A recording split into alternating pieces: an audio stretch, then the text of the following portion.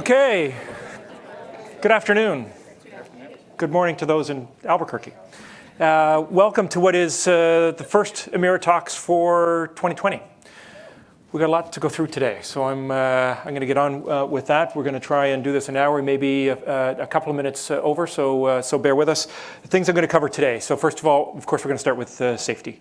Have a safety moment, spend a few minutes about how we're doing on our journey to world-class safety. I'll then talk for a few minutes about our fourth quarter financial results, or results for full year 2019. Maybe a little bit about our share price in there too, and then we'll talk about strategy and talk a little bit about that and how we talked about strategy recently to some of our analysts and investors. And then I will be inviting Wayne O'Connor up. Wayne is the President and CEO of Nova Scotia Power, and Wayne is going to talk to us about electrification and what that means to us, in particular our electric companies, and to our customers. But to get things started, we'd like to introduce Michelle Berkey, who is the Administrative Assistant with the Customer Solutions and Key Accounts team at Nova Scotia Power, who's going to start us off with a safety moment. Michelle?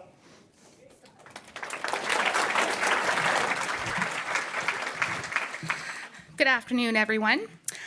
You know, I think I can speak for most when it comes to safety at Emera. We're on the ball, and I'd like to think we're leaders in that department. We have some high standards that we can be very proud of. As many of you in 1H know, we've been having some roof work done. Over the past few months, it hasn't been an odd occurrence to see contract workers coming to and from the roof. I happen to work on a floor that overlooks part of the roof of 1H. Last week, I noticed something that was odd. As I walked past a window, I observed a contractor standing on the ledge, drilling into sheet metal, while their partner stood near them on the roof. Neither one had their fall arrest harnesses hooked into anything, nor were they wearing hard hats, safety eyewear, or gloves. Now, I'll be honest, I have no idea how far you have to be away from a ledge with a significant drop. In this case, it was about 6 stories. But I do know that standing 6 inches away from the edge is too close without being tied in. So what did I do? I spoke up. I didn't walk by and hope someone else would deal with it. I took a quick picture and sent an email to our safety director, Sean Brennan. I will be the first to admit that I felt like I was tattling on this contractor. I thought, what if I'm wrong? What if I'm making a mountain out of a molehill? But even after asking myself these questions, I still felt compelled to say something. Within minutes, Sean was at my desk. He had already intercepted the contract workers, spoke to them, and escorted them off the property as per our policy. Sean and I had a debrief of the incident where we discussed not walking by and employee empowerment. In my conversation with him, he reinforced that any employee has the power to stop any work if it's not safe. Later on in the day, I reflected on our conversation. I remembered that page 1 in the Nova Scotia Power Safety Manual says, "You are responsible for our safety." This means everyone's safety, not just employees on the payroll. So be empowered, don't walk by, speak up, because you could save a life and stop something before it happens. Think about the ripple effect if this incident went the other way. This person has a family that could have been affected, our employees would have been impacted, as well as emergency service workers. The list goes on. We obviously don't want incidents like this to happen, but when they do, we need to talk about it. This incident has sparked so many conversations about safety and has enabled me to talk about it here with all of you. And I hope this inspires you to speak up. So in closing, I'll leave you with a quote that we have all heard many, many times. No job is so important that it can't be done safely. Thank you.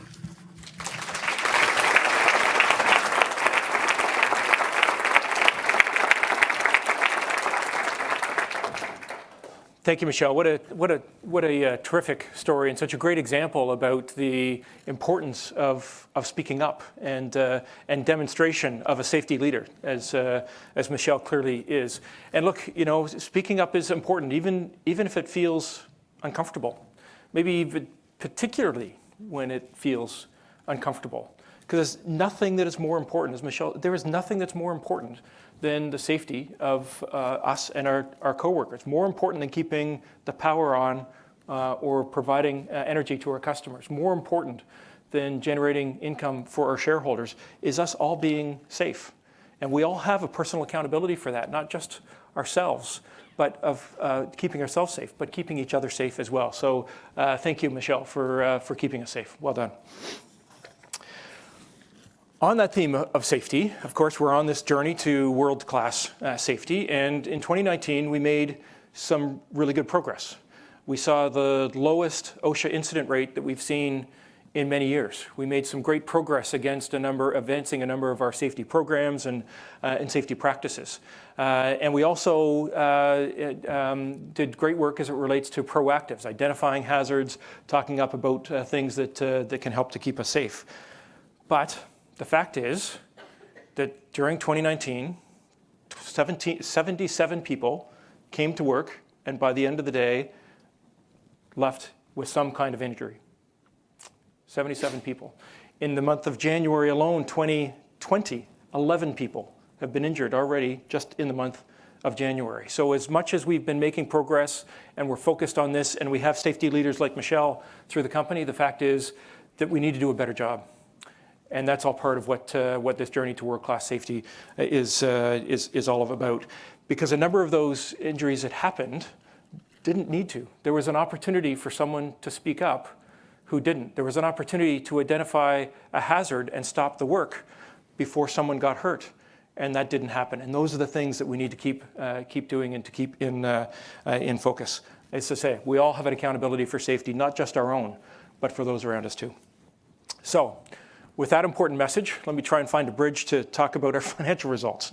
So we just announced our financial results at the early part of last week, last Tuesday, and announced the results for the fourth quarter of 2019, and then, of course, as a result for the full year of 2019.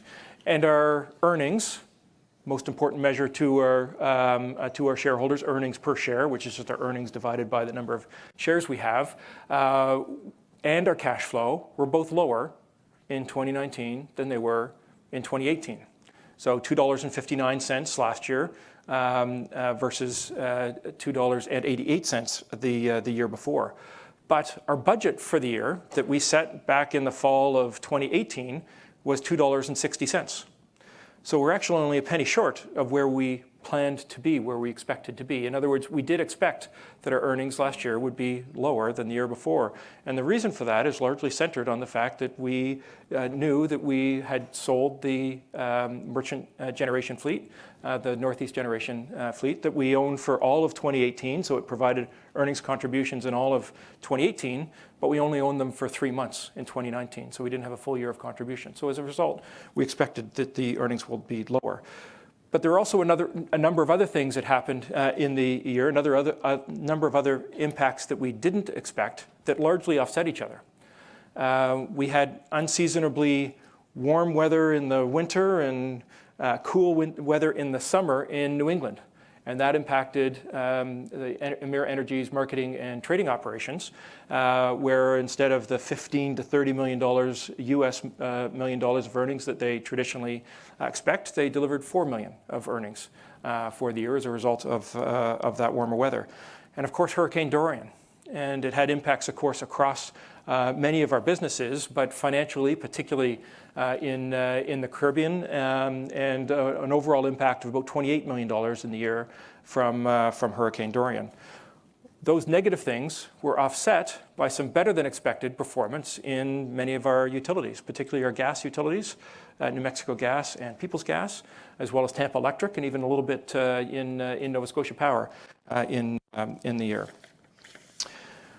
So underneath that expected reduction of earnings, the fact is the business actually performed exceptionally well. And so today our business is now 95% regulated. And what that means is that the earnings quality, the predictability of those earnings is now higher than when we had more unregulated businesses in our mix. And shareholders like that because they can predict what the earnings and the cash flow streams are likely to be. And within that, those regulated businesses year over year grew by 10%.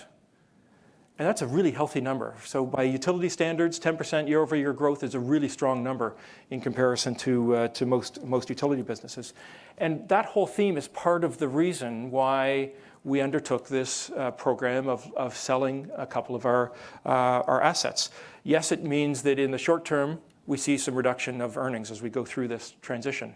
But as we take the money that we get from selling those businesses and use that to repay some debt, to strengthen the financial position, and to reinvest in some of our fastest growing and highest returning businesses, the underlying story as to what's happening with Emera and the growth rate that we can provide to shareholders gets much stronger. And that in turn helps with share price. And I'll talk about share price in a second. Before I do, I just want to recognize all the hard work and effort that went on by all of you, by everyone, in delivering the results in 2019. Results for our customers, results for our shareholders, and results for each other. So thank you.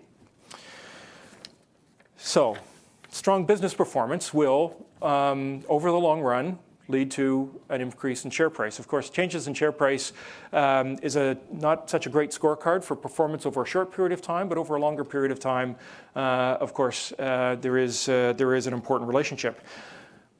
But just like that strong business performance, some important decisions that we made in 2019 were also a factor, really over the last 2 years, 2018 and 2019. So we adjusted the growth rate of our dividend. And you see some of this timeline here against our stock chart. We adjusted our dividend to something that was more sustainable, reducing it from what was an 8% growth rate to a range of 4 to 5% growth rate. Of course, as I mentioned, we sold the gas plants. And then more recently coordinated for the sale of Emera Maine, which we expect to close shortly.